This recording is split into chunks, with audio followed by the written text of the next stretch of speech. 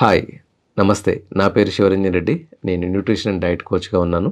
గత 5 సంవత్సరాల నుంచి ఎంతోమందికి వివిధ ఛాలెంజెస్ అంటే అధిక బరువు, అంటే over weight, diabetic, thyroid, PCOD, infertility, arthritis, psoriasis, autoimmunity ఇలాంటి ఎన్నో ఇష్యూస్ మీద వాళ్ళకి డైట్ ద్వారా వాళ్ళకు ఉపశమనం కలిగేలాగా, వాళ్ళని దాని నుంచి బయటపడేలాగా హెల్ప్ చేస్తూ ఉన్నాను.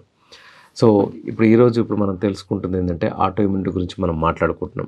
సో స్పెషల్గా మనం చూస్తే ఇమ్యూనిటీ అనేది చాలా పెద్ద డిస్కషన్ ఆఫ్ టాపిక్ అనేది మనం కోవిడ్ తర్వాత చూస్తున్నాం. ప్రతి వాళ్ళు ఇమ్యూనిటీని బూస్ట్ చేసుకోవాలి, ఇమ్యూనిటీ బూస్ట్ చేయాలని చెప్పేసి చూస్తున్నాం. సో ఆటో ఇమ్యూనిటీ అంటే ఏంటి? లైక్ మన మన బ్లడ్లో చాలా సెల్స్ లైక్ డబ్ల్యూబీసీ అంటాం, వైట్ బ్లడ్ సెల్స్. సో దీంట్లో ఇంకా lymphocytes, monocytes, basophils, okay. So ఇలాంటి రకరకాల సెల్స్ అనేవి మనకు ఉంటాయి. సో ఇవన్నీ ఏంటంటే మనం ప్రతిరోజు ఎన్నో రకాల, అంటే మనం తీసుకునేటటువంటి మనం పీల్చుకునేటటువంటి గాలి ద్వారా, ఆహారం ద్వారా, ఓకే. సో ఎంతో మన ఊరికి అలా కూర్చున్నా సరే ఎంతో బ్యాక్టీరియా మన కడుపులోకి, మన బాడీలోకి చేరుతూ ఉంటుంది. సో ఇప్పుడు వీటి నుంచి మనని ప్రొటెక్ట్ చేసేది ఏంటి అంటే యాంటీబాడీస్. సో అంటే మనకి ఇమ్యూనిటీ సిస్టమ్. సో అలాంటి ఇమ్యూన్ సిస్టమ్ ఓవర్గా రియాక్ట్ అయినప్పుడు, అంటే బాగా రియాక్ట్ అయిపోయినప్పుడు, అంటే ఏది బయట నుంచి వచ్చింది, ఏది లోపటి నుంచి ఉంది అనేది తెలియక ఓవర్గా రియాక్ట్ అయినప్పుడు, సో మన ఇమ్యూనిటీ అనేది మన బాడీ మీదనే అటాక్ చేయడం జరుగుతుంది. సో బాడీ ఆటో ఇమ్యూనిటీలోకి వచ్చేస్తుంది అనమాట. సో ఆటో ఇమ్యూనిటీ అంటే ఇది మన స్కిన్ మీద అటాక్ చేస్తే దాన్ని సోరియాసిస్ అని అంటాము. అండ్ అలానే మజిల్స్ మీద దాడి చేస్తే ప్యాన్క్రియాస్ అంటాం. ఓకే. సో దాన్ని అలానే మన జాయింట్స్ మీద అటాక్ చేస్తే రుమటాయిడ్ ఆర్థరైటిస్ అని అంటాం.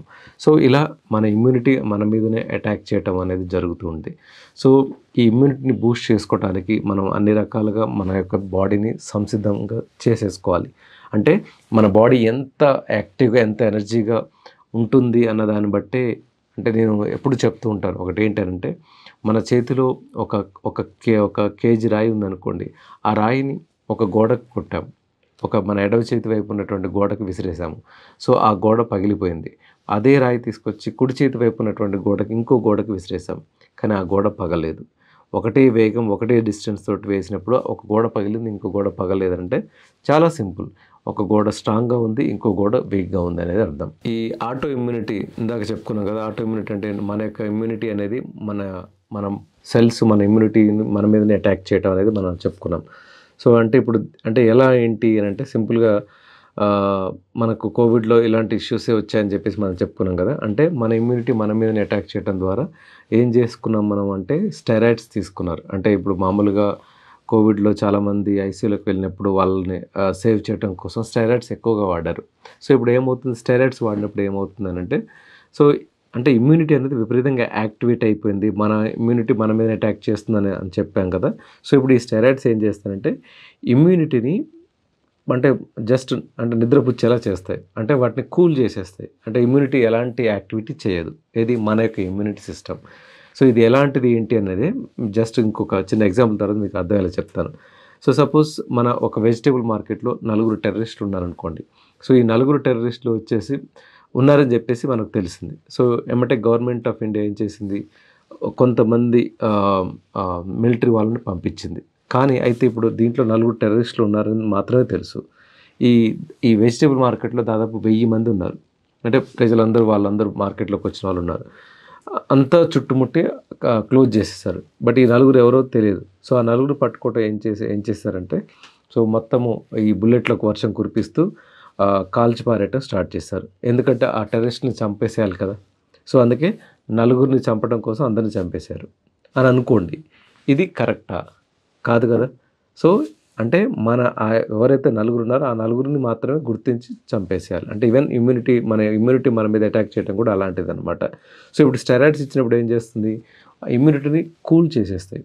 సో కూల్ చేసేసినప్పుడు మరి ఆ టైంలో కూడా ఇమ్యూనిటీ కూల్ అయిపోయింది, కానీ మనం తినేటటువంటి ఫుడ్ ద్వారా బ్యాక్టీరియా వస్తుందని చెప్పాము, వాటర్ ద్వారా బ్యాక్టీరియా లోపలికి వెళ్తుందని చెప్పుకున్నాము, ఫుడ్లోంచి, వాటర్లోంచి, దాన్ని అలానే పీల్చే గాలిలోంచి కూడా బ్యాక్టీరియా వెళ్తుందని చెప్పుకున్నాం కదా. సో అవి వచ్చినప్పుడు మనని ప్రొటెక్ట్ చేసేది ఏంటి అని చెప్పుకున్నాము, అంటే మనకి ఇమ్యూనిటీ సిస్టమ్ అనేది. సో ఈ స్టెరాయిడ్స్ ఇవ్వటం ద్వారా మన ఇమ్యూనిటీ అనేది కూల్ అయిపోయింది, పడుకుంది కాబట్టి ఆ టైంలో వచ్చినటువంటి బ్యాక్టీరియాని, ఫంగస్‌ని అవి ప్రొటెక్ట్ చేయడానికి ఎలాంటి సిస్టమ్ లేదు. మన ఇమ్యూనిటీ అనేది స్టెరాయిడ్స్ ఇచ్చేసి మనం పడుకోబెట్టేసాం. ఎలాంటి సిస్టమ్ లేకపోవటం ద్వారా ఏమైంది, అది మన యొక్క అవయవాల మీద అటాక్ చేయటం జరిగింది. దీనివల్లనే మనకు సైడ్ ఎఫెక్ట్స్ స్టార్ట్ అయినాయి. అందుకే మీరు చూడండి కోవిడ్‌లో ఎందుకు బ్లాక్ ఫంగస్ వచ్చేసింది. అంటే అగైన్ సైడ్ ఎఫెక్ట్స్ స్టార్ట్ అయినాయనమాట. సో, దానివల్ల ఎందుకంటే మన ఇమ్యూనిటీ అనేది కూల్ అయిపోయింది. అంతా పడుకుంది కాబట్టి. సో, ఈవెన్ దాని ద్వారానే బ్లాక్ ఫంగస్ లాంటి ఇష్యూస్ పెరిగిపోవటం, దెన్ హార్ట్ అటాక్ రావటము, డిసీజ్ ఏంటి డయాబెటిక్ రావటం, ఇట్లాంటి ఇష్యూస్ అన్నీ బాగా డెవలప్ అయినాయనమాట. అంటే ఒక విషయాన్ని కంట్రోల్ చేయకపోతే ఇంకొక రకంగా డ్యామేజ్ జరిగిపోయినట్టు. ఎందుకంటే స్టెరాయిడ్స్ అనేవి మనకు మామూలు ఎఫెక్ట్ చూపించవండి. అంటే మనకు చేసే మేలు ఉంటుంది. అట్ ద సేమ్ టైమ్ ప్రతి డ్రగ్ వెనకాల ఒకటి అంటే మెడిసిన్ వెనకాల ఏముంటుందంటే like ADR adverse drug reaction ఉంటుంది. అంటే ఆ డ్రగ్ ఇచ్చేటటువంటి లాభాలతో పాటు దాని ద్వారా జరిగేటటువంటి అడ్వర్స్ డ్రగ్ రియాక్షన్ ఏంటి అనేది. సో, అది మనకు మంచిదే. కానీ అవి విపరీతంగా వాడాం కాబట్టి దాని ద్వారా కూడా మనం ఎఫెక్ట్ అయ్యామనమాట. మన ఇమ్యూనిటీ సిస్టమ్ అనేది వీక్ అయిపోయింది. సో, దట్స్ ద రీజన్ మనం కోవిడ్ కాంప్లికేషన్స్ కూడా మనం చూడటం జరిగింది. సో, ఇవన్నిటిని మనం అర్థం చేసుకున్నప్పుడు, అనాలిసిస్ చేసుకున్నప్పుడు ఏంటంటే, అంటే మనము థర్డ్ పార్టీకి అంటే మెడిసిన్ మీద డిపెండ్ అవ్వకుండా రోజువారీ మన ఇమ్యూనిటీ సిస్టమ్‌ని ఏ రకంగా మనం డెవలప్ చేసుకోవచ్చు, ఎలా మనం మెరుగుపరుచుకోవచ్చు అనే విషయాల్ని మనం అర్థం చేసుకుంటే, సో, అది మనకి ఇమ్యూనిటీ సిస్టమ్‌ని కాపాడుతది. హోల్ సిస్టమ్‌ని కాపాడుతది. ఓకే. సో, ఎవరైతే ఇమ్యూనిటీ సిస్టమ్‌ని స్ట్రాంగ్‌గా బూస్ట్ చేసుకొని ఉంటారో, సో, ఆ ఇమ్యూనిటీ అనేది నాట్ ఓన్లీ వన్ పార్ట్ నుంచి, వన్ ఎలిమెంట్ నుంచి కాదండి. అన్ని ఎలిమెంట్స్ నుంచి చేయాలి. ఓకే. ఫుడ్‌లోంచి రావాలి, ఎక్సర్సైజ్‌లోంచి రావాలి, మైండ్ సెట్ నుంచి రావాలి. ఓకే. అంటే ప్రతి దాని నుంచి కూడా మన ఇమ్యూనిటీ అనేది అంటే వీక్ నుంచి స్ట్రాంగ్‌కి వెళ్ళాలంటే అన్ని రకాలుగా సపోర్టింగ్ సిస్టమ్ అనేది మనం యాడ్ చేయాలి. సో, ఇందాక చెప్పుకున్నట్టు దాంట్లో మేజర్ కీలక పాత్ర వహించేది ఏందంటే విటమిన్ డి అనేది చాలా ఎక్కువగా పనిచేస్తుంది.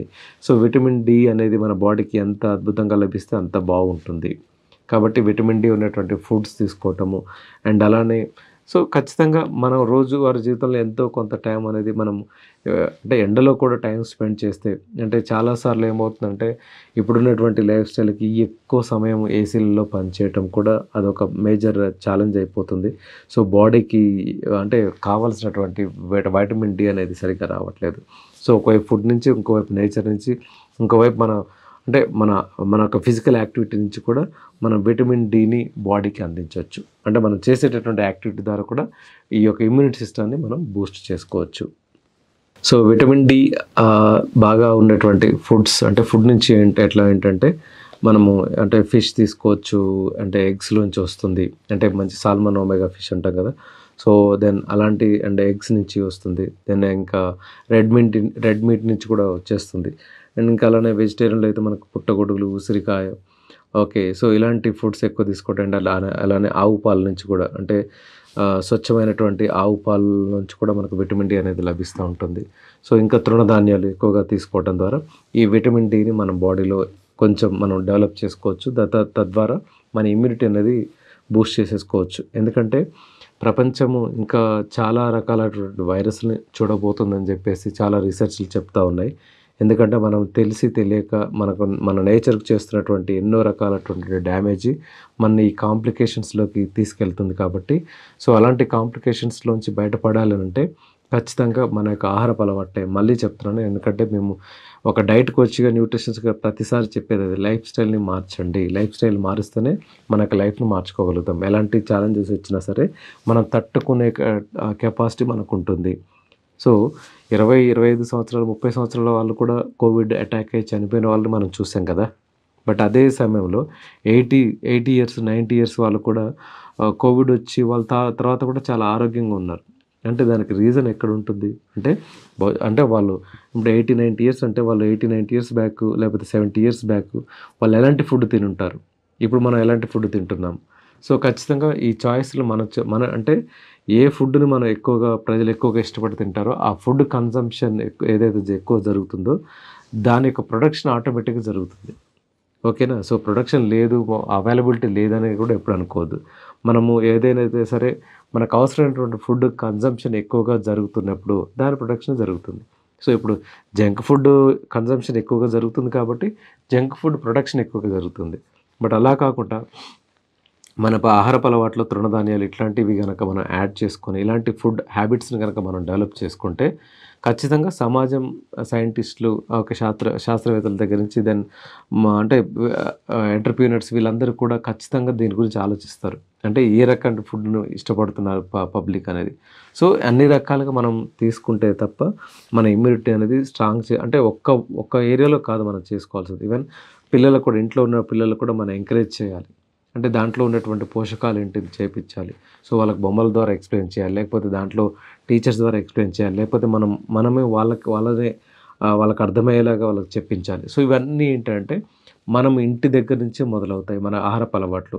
సో, ఇంట్లో పిల్లలకి అలవాటు చేయకుండా తర్వాత వాళ్ళు పెద్దయిన తర్వాత ఇది తినండి, అది తినండి అనంటే అది చాలా కష్టమైపోతది. సో, ఇంట్లో పిల్లలు తినాలంటే ఫస్ట్ మనం తినాలి.